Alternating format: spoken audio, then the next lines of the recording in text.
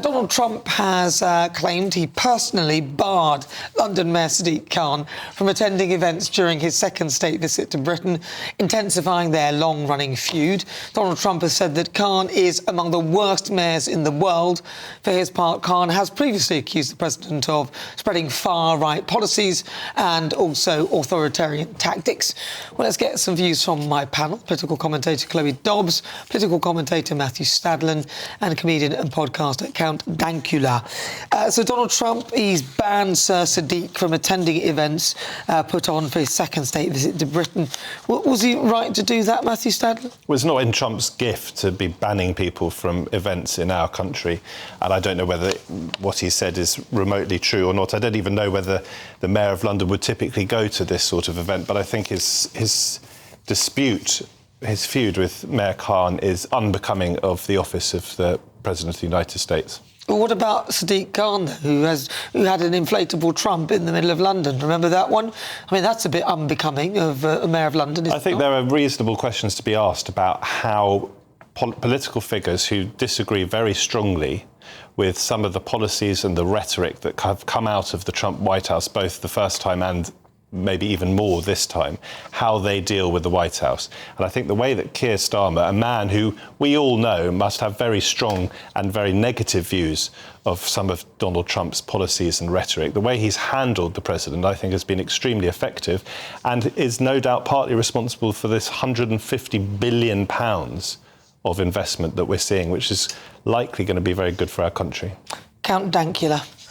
Not a fan of Sadiq Khan because he's focused on all the wrong things. Basically, he complains about anything to do with, diversity and all the usual stuff while everyone's having their phone snatched and there's knife crime and women don't feel comfortable walking the streets at night and stuff like that. But he's worried about everything else, like progressiveness and stuff, and that's one of the main criticisms that most people on the right wing have of Sadiq Khan. He does not care about actual issues that Londoners are facing.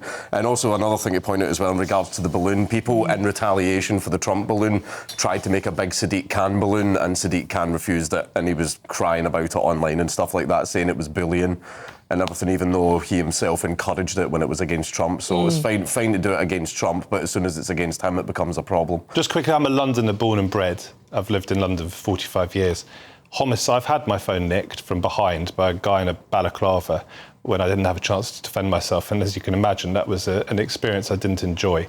And clearly the police need to and have started to, I hope and think, get a grip on this. We all want crime down, but the fact is that homicides in our capital city are now, as I believe it to be the case, the lowest they've been in a decade. So to paint, not saying that you have done this just now, but there is rhetoric out there which is painting London as a crime-ridden dump, and it certainly is not that. Right, I'm from Glasgow. London's worse. And ironically, Rwanda is safer.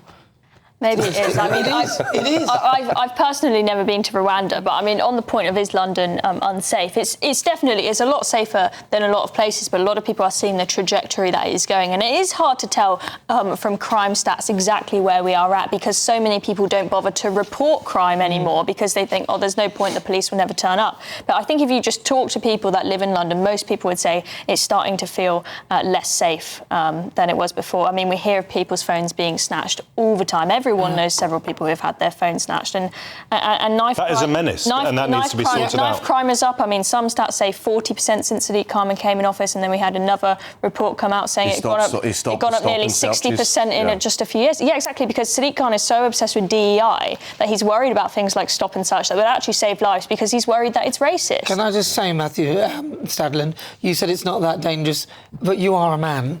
It's a very different place if you're a woman. I can tell you that now. So it says not that dangerous. I said it's not a crime-ridden dump in the way that it is being portrayed as. As a woman, to be fair to you, from what you've said, it is actually a little bit, I think it's very dicey for women in particular. When the sun goes down here, women are terrified. Yeah, you don't want to be hanging out. And I'm misogynistic as hell, right? Well, I'm very sorry to hear it. I obviously want women to be safe in my home city. I've got a wife, I've got a little girl who'll grow up to be a woman, and that is obviously a priority. The truth is, as I understand it, but you're both women, so you can educate me and correct me if I'm wrong, but in many cities, not just in this country but around the world, women, unfortunately, take care of themselves, particularly after dark, because men are a threat. Exactly. Not all men, but there is a threat of male violence. In London, it has got particularly worse, and even I see that myself.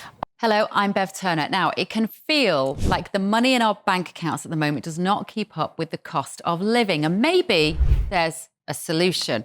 I'm here today with the CEO of TallyMoney, Cameron Parry. Cameron, what is TallyMoney?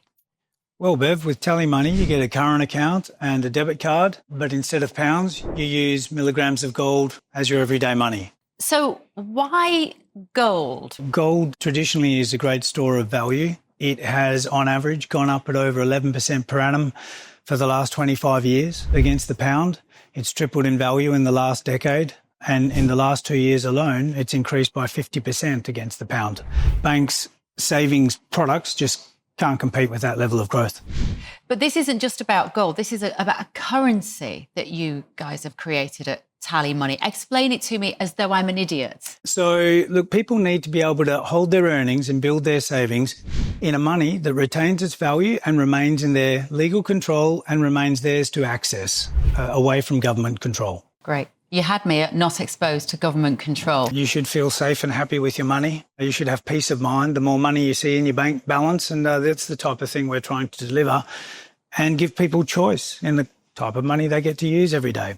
Brilliant. Thank you so much, Cameron. Thank you.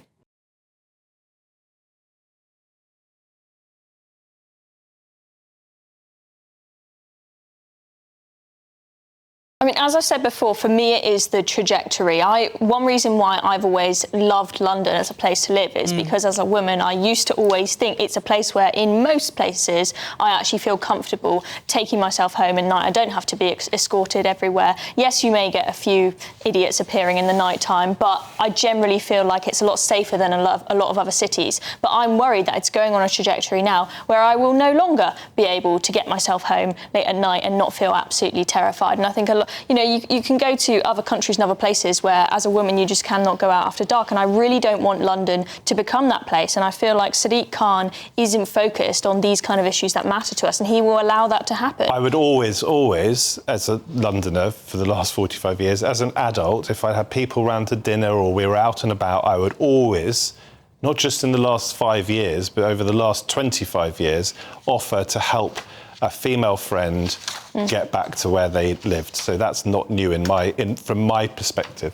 OK. Well, I don't always have a man to escort me everywhere. You know, I'm a single woman. I don't want to be in a position where I'm point is that that's always been the case. That's always been my experience of female friends, is that there has always been a risk, which should not be the case, but it has been the case in my experience. To be fair, it's not even safe for you, even though you think you're going to be fine and everything. But plenty of men are being attacked. There are so many machetes about. That's the thing is, look, if someone steals my phone, yes, it's very annoying, but it's not the end of the world. But what terrifies me is thinking, have they got a machete in their pocket? If I try and get my phone back, am I going to get snatched? Because you see people having duels in broad daylight with machetes, and they don't face any consequence. Have you seen that? You see so many videos on social media of it, and everyone's just there filming. The police don't stop it, and you hear of people. The police catch them, and they just say, "Oh, don't do it again." Not to get involved with people who are wielding machetes, but then they are the police. So if they won't, who will? Let's move on to this story about Tony Blair. Now, Donald Trump is said to have endorsed Tony Blair's proposal for a UN-backed international authority to govern and rebuild Gaza once the Israeli military occupation ends. Tony Blair authorised by Trump and supporters, and it's supported by Jared Kushner, and has been tasked with rallying Arab leaders behind the plan, which pledges land rights for Gazans and eventual transition to Palestinian Authority controlled. That doesn't make any sense at all.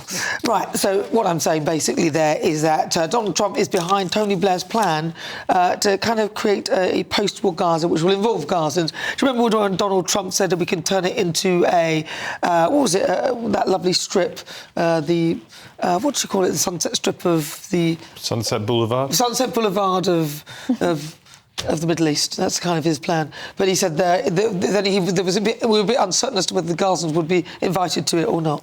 I don't know if the Gazans would be very, very happy with a Trump Tower getting erected in the Holy Land. Or, you never know, maybe it'll actually bring in some income. But in regards to I'm always very nervous about talking about Israel because of my relationship with them.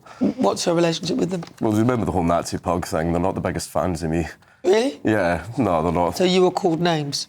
I've been called many names. I've been called many as well, actually. Yeah, that's great. Anti-Semite being the number one. You're not an anti-Semite, no. No, I'm kidding on. No, that's not funny. Sorry, just to say, I don't think joking about whether or not you're an anti-Semite is a funny thing. My grandparents escaped from the Nazis. 6 million Jews were murdered, many of them in the gas chambers in the 1930s and 40s. So joking about whether or not you're an anti-Semite, it's not my kind of humour. That's great. It's not your kind of humour. It's mine, though, so I'll do it. But he's not an anti-Semite, that's the bottom line. So that's what he's saying.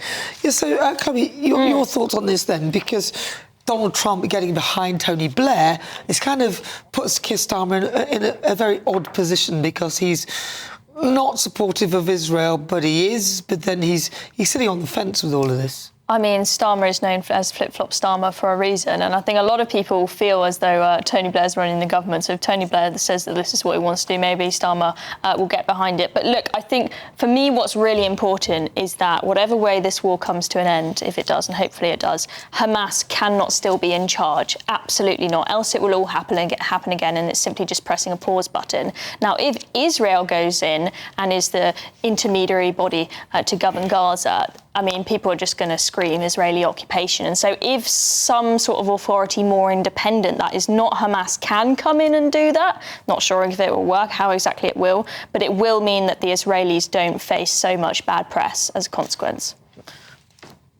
Which part of it are you asking me for my view on? The problem with recognising Palestine as a state, and I've been to Palestinian territory as well as to Israel, is that Hamas at the moment are still in control of Gaza, and they're a brutal terrorist organisation. But Keir Starmer said that Hamas would have no involvement in it, and I think Donald Trump obviously feels the same way.